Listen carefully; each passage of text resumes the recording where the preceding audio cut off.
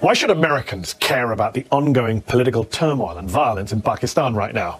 Well, it's the fifth biggest country in the world. It's got nuclear weapons. It was one of the front lines in the so-called war on terror, and it's currently considered by our government to be a major non-NATO ally.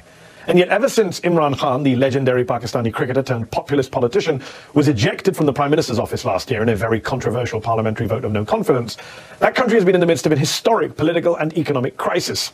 Khan, who remains hugely popular inside of Pakistan, has had more than 100 criminal cases thrown at him, from corruption to terrorism to blasphemy. And there has also been a vicious crackdown against members of his own political party. Khan's violent arrest outside a courthouse in May, later deemed by Pakistan's Supreme Court to be illegal, led to mass protests, to violence and death across the country. According to Human Rights Watch, while some of Khan's supporters did use violence and attacked property and the police, the Pakistani authorities, quote, used excessive force against protesters, restricted access to the internet and to social media, and carried out mass arrests. More than 4,000 people detained, many of them arbitrarily. But what was so stunning about those protests is that they weren't just anti-government, they even challenged the dominance of the once revered, almost untouchable Pakistani army. See, that country of more than 250 million people, which has long aspired to be a functioning democracy, has been ruled, directly or indirectly, by the military for most of its 75 years of independence. Currently, the Pakistani military has banned any mention of Imran Khan's name on air. Prominent journalists have just disappeared. Even Pakistani-American fashion designer Khatija Shah has been detained for taking part in the protests. And Khan himself, who survived an assassination attempt last November, is worried for his own life. The former Prime Minister, who is accused of cozying up to Vladimir Putin and Xi Jinping, hasn't had much support, though, from Western capitals, and he himself accused the Biden administration of being behind a coup against him, an allegation that the State Department has denied and that Khan has since backed away from. So, what should America be doing here, and what does the future hold for Pakistan and for Imran Khan? Earlier I spoke to the former Prime Minister of Pakistan and chairman of the political party, the PTI. Imran Khan, thank you for coming on the show. You are the former Prime Minister of Pakistan. Explain to our viewers watching in America tonight what you believe is the state of democracy, of freedom, of human rights in Pakistan tonight. How bad is it? Well, Mehdi, for some of us who've seen the evolution of our democracy over the last, especially 20 years, because we saw General Musharraf's martial law, and then in that martial law we saw what was called the lawyers' movement for the independence of judiciary. And during that time, the media asserted its independence. So we were moving towards a democratic system. Two governments came in, stood for 5 years, and then left elections. Another government took over. So we're moving towards, what we hoped would be genuine democracy. Because normally we had a hybrid system. Even when the army was not in power, they really controlled the levers from behind. But what is happening right now is a total dismantling of our democracy. It's not a question of what is happening to my party or to me, or these 170 cases and so on, or whether I'm in jail or these are not one, but two assassination attempts on me. It's what is happening to the future of this country if our democracy is dismantled. Because rule of law, democracy and prosperity go hand in hand. When you do not have rule of law, which is what is happening now, it is might is right. There's an undeclared martial law in Pakistan. Then, there's darkness ahead. We are standing on the edge of darkness. So what is your message to the American government tonight, to President Joe Biden? Because on the one hand, you have urged the US to speak out in the name of democracy and human rights against what's happening in Pakistan right now. But you've also accused the US of being behind a, quote, foreign conspiracy, a coup against you. You repeatedly called what happened to you, quote, US-backed regime change. Well, I mean, the facts about what happened, about me receiving a cipher coded message from our ambassador in Washington. This is 6th March 22, which said that the American official, Under Secretary of State, telling our ambassador in an official meeting that unless you get rid of Imran Khan in a vote of no confidence, there'll be consequences. And then the vote of confidence, no confidence takes place the next day. And within weeks, my government is gone. So I merely stated the facts. And by the way, I put the cipher in front of the cabinet, in front of the National Security Council, and there was an official protest from Pakistan for interfering in our internal affairs. But that's behind me.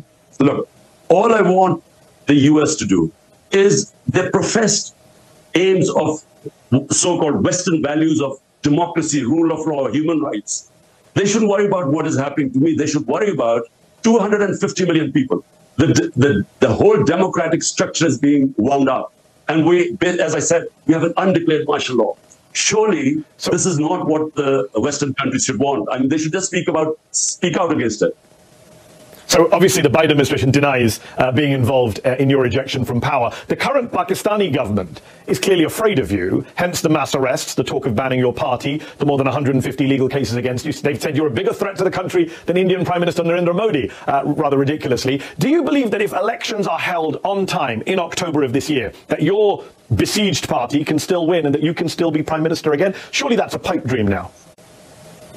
Look, since I've been ousted, out of the 37 by-elections held, 30 have been swept by my party, despite the total support of the establishment to these 12-party coalition. So clearly they are scared. This whole thing, which happened to us after 9th May, when I was abducted from within the High Court, abduction, and the way that they abducted me as if I was some terrorist. So the reaction to that was used as a way of just clamping down, crack down on my party. We equated to what Hitler did after the 1933 burning of the German parliament. He cracked down on the communists and wiped them out. This is what's happening now. How could a few cases of arson be made a reason for 10,000 of our workers in jail? And every day people are being put in. My entire leadership is in jail. The only way the leadership can come out of jail if they renounce being part of my party. So it's never happened in this country before. Women have never been put in jail. The entire media has been muzzled.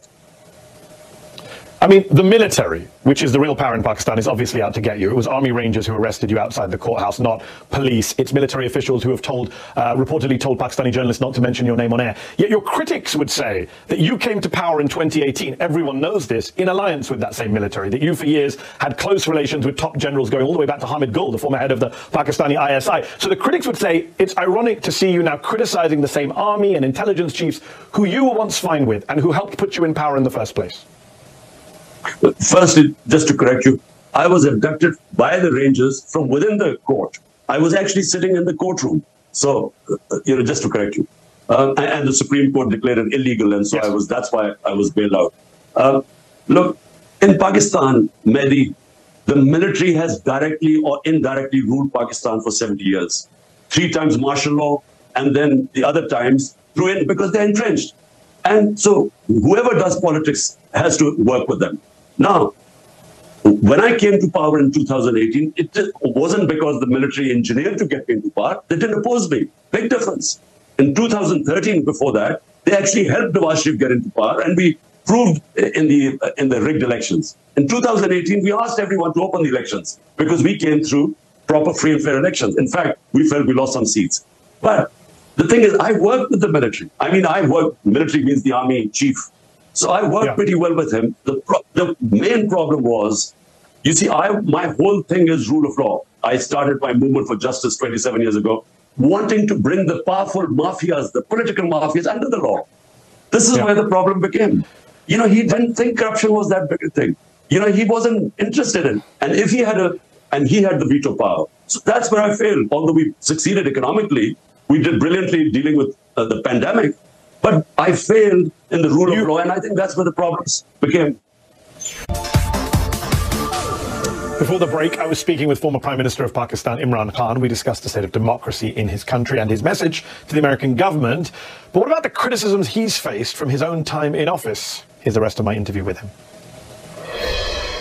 You have been praised in your handling of the pandemic, and it's interesting to hear you saying you failed in terms of the military. But while there are many Pakistanis who still support you, you're hugely popular, a lot of Pakistanis say, hold on, when you were in government, you were fine with the military. You say none of this stuff has happened before, but you locked up opposition leaders, you locked up journalists, you cracked down on the press, and now you're getting upset that the same is being done to you.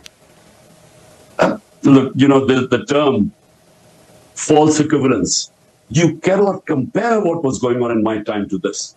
In fact, General Musharraf's martial law was more liberal than what is happening right now. I mean, in our time, you can just name me which channel did we close? I mean, which journalists left the country? 4 of our top journalists have left the country. A fifth one wrote a letter to the Supreme Court Chief Justice that his life was in danger. He escaped. He was killed in Kenya. Our best journalist right now Ashar Sharif, and best Imran Riaz, he's disappeared for 40 days. Yes. I mean, but Chairman Khan, I'm not going to dispute. I'm not going to dispute what's happening now. I'm very critical of what this government's done. It's not about equivalence, though. It's about that on your watch, you did a lot of these things. Maybe not as badly as the current government, but Reporters Without Borders, for example, they called you a press freedom predator in 2021. They criticized you at the time for threatening, abducting, and torturing journalists. That happened on your watch. Hamid Mir, a very famous Pakistani journalist, he wrote just last month for The Guardian that when you were in office, he wasn't allowed on air, even though you had once called him a favorite anchor. So the problem is that a lot of this stuff did happen on your watch. You were not a champion of the free press. So people say, hold on, now you're saying it's bad when it happens against you. Firstly, Mehdi, the only time that I found out about a journalist being picked up and disappeared was a guy called Matiullah Jan. The next day I got him back. The problems we had were we were at the tail end of the war on terror. And the establishment was very worried about any criticism about it. So they were responsible for a few guys who were picked up. But this was nothing compared to what's going on. The only thing what we tried to do was there was fake news on social media, and that was, causing havoc because there would be slandering people and so on. That's the only thing we tried. But when there was opposition from the media, we didn't even bring those laws in. But again, I mean, there is no comparison what is happening right now. My name cannot be mentioned on media. Hold on. When you were Prime Minister, Nawaz Sharif's name couldn't be mentioned on air either. That's what your critics would say. You did the same thing to Nawaz Sharif. Not at all. No. Nawaz Sharif was convicted by the Supreme Court. He then faked these illnesses and somehow managed to bring out these tests which said he was about to die. Then his brother gave an affidavit that he's just going 2 weeks for treatment to come back. A convict. He goes to England and suddenly all illnesses disappear, and then he starts giving lectures to Pakistan. He was a convict. You can't compare what was happening to me. I'm not convicted of anything. But the media couldn't say his name. I'm no fan of Nawaz Sharif. I'm just saying his name couldn't be mentioned on air. We're almost out of time, but I got to ask, do you have any regrets about what you did in office, especially with the military, given what the military is now doing against you? What would you go back and do differently if you could? Last question.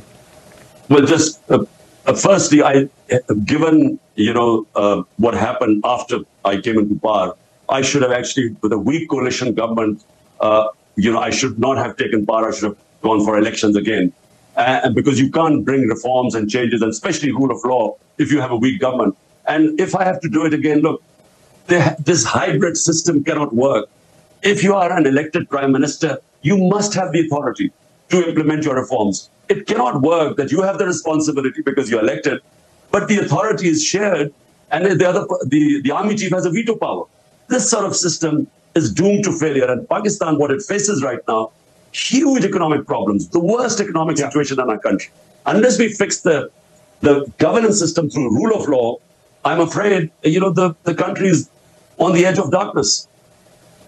There's no doubt there's a massive political and economic crisis in Pakistan right now. We appreciate you taking time out to speak to us, and I do hope you stay safe. Imran Khan, former Prime Minister of Pakistan, thank you.